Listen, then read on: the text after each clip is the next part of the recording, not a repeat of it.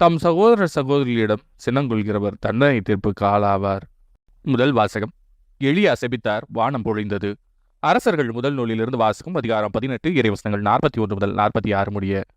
அந்நாள்களில் எலியா ஆகாபை நோக்கி, நீர் போய் உணவும் பானமும் அருந்துவீர், ஏனெனில் பெருமழையின் ஓசை கேட்கிறது என்றார். ஆகாபு உணவும் பானமும் அருந்தச் சென்றவுடன் எலியா கார்மேல் மலையின் உச்சிக்கு ஏறிச் சென்று அங்கே தரையில் மண்டியிட்டு தம் முழங்கால்களுக்கு இடையே முகத்தை புதைத்துக் கொண்டார்.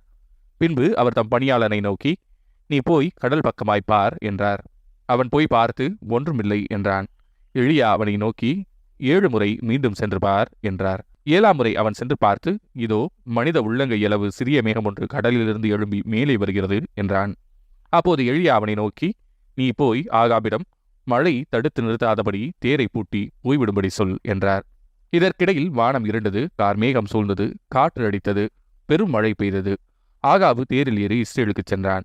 அந்நேரத்தில் ஆண்டவரின் ஆற்றல் எலியாவின் மேல் வந்திறங்க அவர் தம் இடையை வரைந்து கட்டிக்கொண்டு இஸ்ரேல் வரை ஆகாபுக்கு முன்னே ஓடினார். இது ஆண்டவரின் அருள்வாக்கு. இறைவா, உமக்கு நன்றி. பதிலுரை பாடல். உம்மை புகழ்ந்து பாடுவது கடவுளே, ஏற்புடையது. மண்ணுலகை பேணி அதன் நீர் வளத்தையும் நில வளத்தையும் பெருக்கினீர். கடவுளின் ஆறு கரை புரண்டோடியது. அது தானியங்களை நிரம்ப விளையச் செய்தது. உம்மை புகழ்ந்து பாடுவது கடவுளே, ஏற்புடையது. நீரே அவற்றை இவ்வாறு விளையச் செய்துள்ளீர். அதன் படைசால்களில் தண்ணீர் நிறைந்தோடச் செய்தீர். அதன் கரையோர நிலங்களை பரம்படித்து மென்மழையால் மிருதுவாக்கினீர். அதன் வளமைக்கு ஆசி வழங்கினீர். உம்மை புகழ்ந்து பாடுவது கடவுளே, ஏற்புடையது. ஆண்டு முழுவதும் உமது நலத்தால் முடிசூட்டுகின்றீர்.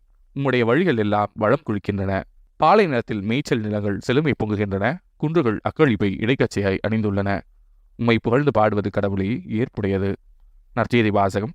தம் சகோதர சகோதரியிடம் சினங்கொள்கிறவர் தண்டனை தீர்ப்புக்கு ஆளாவார். மத்தேயு எழுதிய தூய நற்செய்தியிலிருந்து வாசகம். அதிகாரம் 5, இறைவசனங்கள் 20 முதல் 26 முடிய. அக்காலத்தில் இயேசு தம் சீடரை நோக்கி கூறியது, மறைநூல் அறிஞர், பரிசேயர் ஆகியோரின் நெறியை விட உங்கள் நெறி சிறந்திருக்கட்டும்.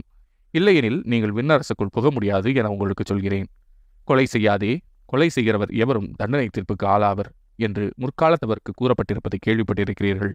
ஆனால் நான் உங்களுக்கு சொல்கிறேன், தம் சகோதர சகோதரியிடம் சினங்கொள்கிறவர் தண்டனை தீர்ப்புக்கு ஆளாவார். தம் சகோதரரையோ சகோதரியோ முட்டாளே என்பவர் தலைமைச் சங்க தீர்ப்புக்கு ஆளாவார். அறிவழியே என்பவர் எரி நரகத்துக்கு ஆளாவார்.